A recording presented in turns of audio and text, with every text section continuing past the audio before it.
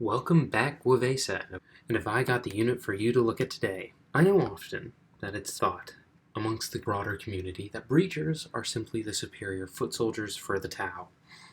Now, I will not be making an argument against that, because in fact I agree for that to be the case, but in certain situations.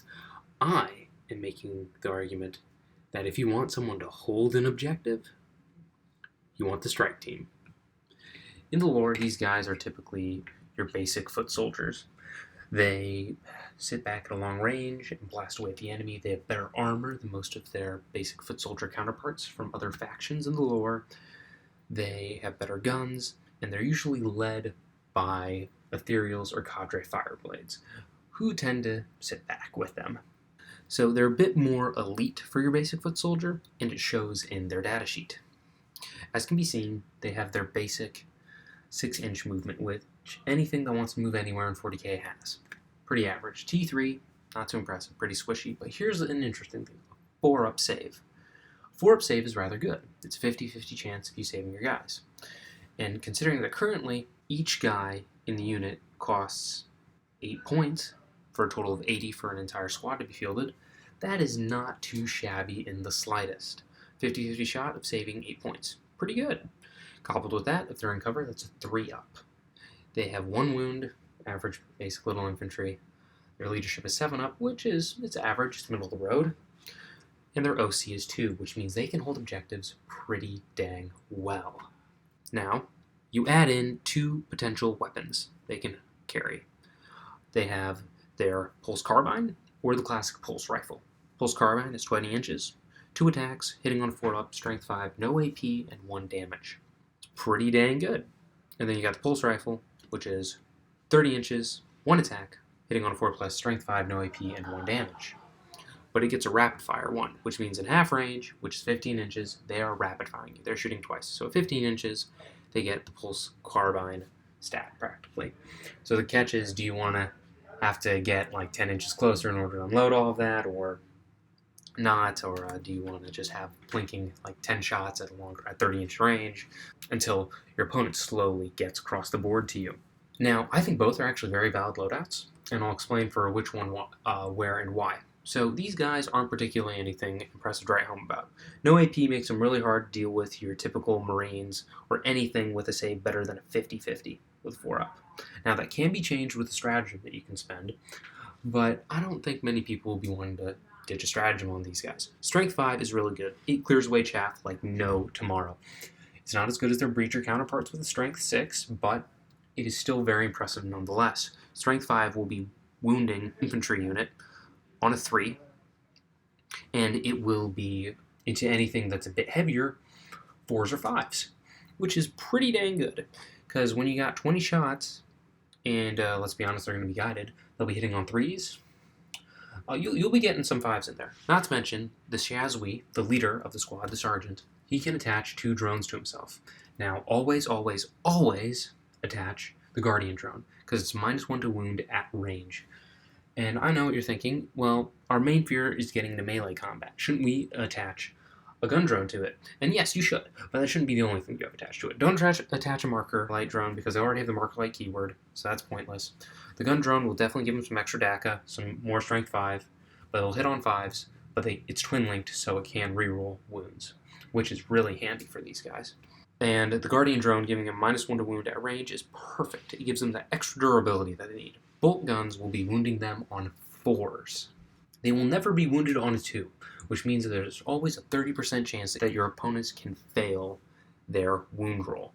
And that will save you a lot of Fire Warriors. Oh, also, if they stand still, then they get the little turret that they can throw down, which will give them 2 more shots, hitting on 5-ups, strength 5, no AP, 1 damage, but is twin-linked and indirect. So if you can't see the enemy, they can hit them. So overall, they don't seem entirely impressive.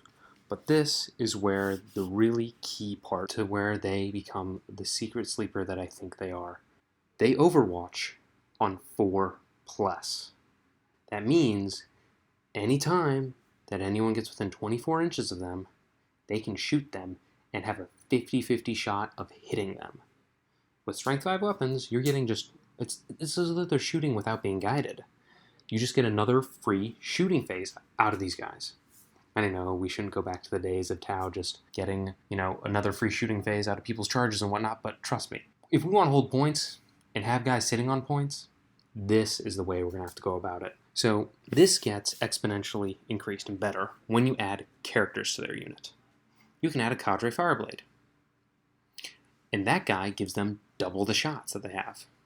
Someone jumps in close by to try to take the objective. Before they even charge, you overwatch. And you overwatch on 4s. The whole unit overwatches on 4s. The Cadre Fireblade overwatches on 4s, and they all have an extra shot. Your gun drones are even affected by that. Because of how the rule is written, hits are scored on unmodified hit rolls of 4+ when resolving that stratagem. That is huge. It makes our damage output exponentially increase, because you get a +1 to the ballistic skill of the gun drones. And stealth doesn't even matter against these guys. So your gun drones are hitting on 4s. Your Cadre is hitting on 4s, and his gun drones are hitting on 4s. So that is 9 shots from gun drones, because your Cadre has 2, your Shazwi has 1, all hitting on 4s. Then you've got 3 shots from your Cadre, and you've got 30 shots from the entire strike squad. That is a lot of output, hitting on 4s. Let's say you have Shadow Sun casually parked nearby, hitting on 4s, rerolling 1s.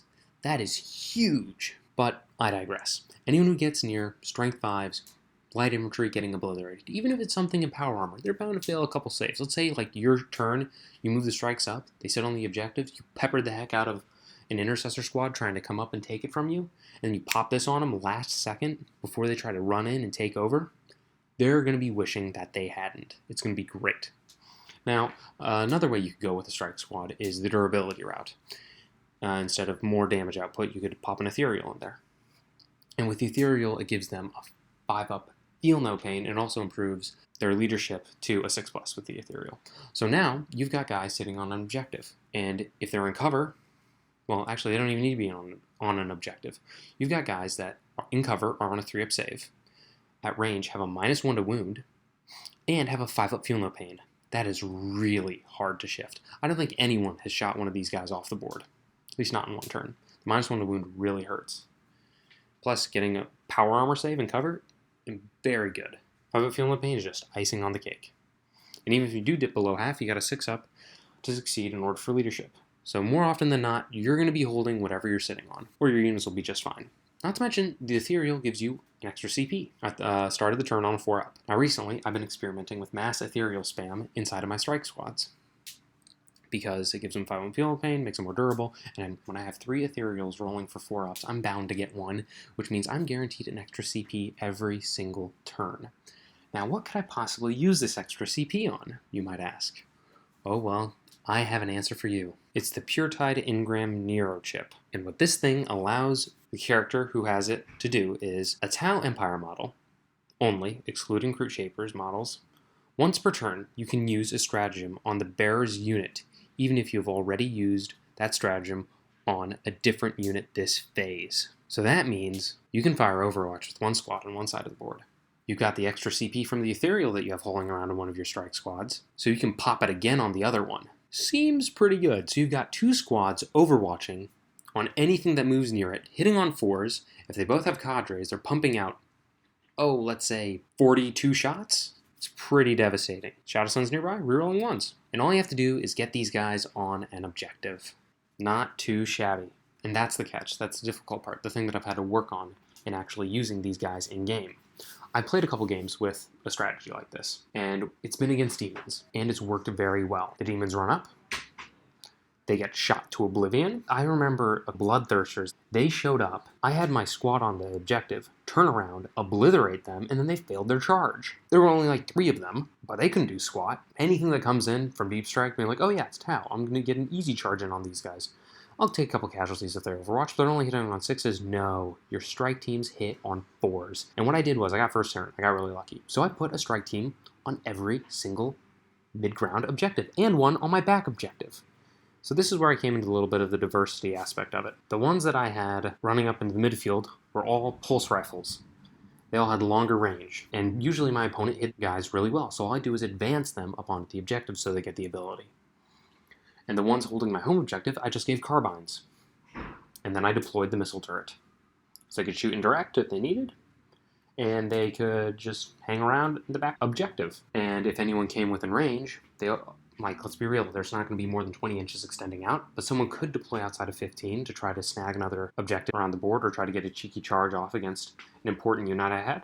But 20 inches is pretty dang good in order to hit them with everything we got. So I found that overall, using strike teams in this way, mass spamming them, actually worked really well. This actually plays into how I run pure infantry Tau, because my first wave, aside from the Kroot, is the strike teams. Kroot screen out and fan out to get the objectives first, hold off your opponent a little bit, then hopefully you have the strike teams run up and sit on the objectives. Anyone gets close, you shoot them. Anyone charges in, kills the strike teams. You got the breachers running up right behind them to clear them off with their full rerolls of anyone who's on an objective.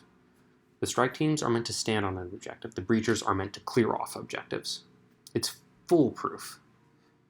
And if you got the double Overwatch going on with the strike teams, I can't think of a better way to pull it off. But anyways, that's just my opinion. It could all just be nonsense. It could be utter foolishness. Anyways, let me know if you disagree with me down in the comments, or if you think that strike teams are just straight up garbage and not worth investing into whatsoever. I think they're pretty good for what they offer, as long as you use them in that manner. So let me know how you've run strike teams in your past or in 10th edition, and what you think balanced data slate will bring for them. If they get another points dip, then you can stuff even more of them into your army, and they'll be pretty versatile for what they offer.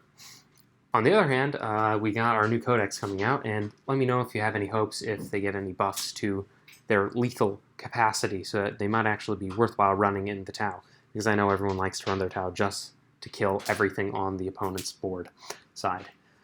Anyways, that's all for me for today. I hope all of your days go for the greater good.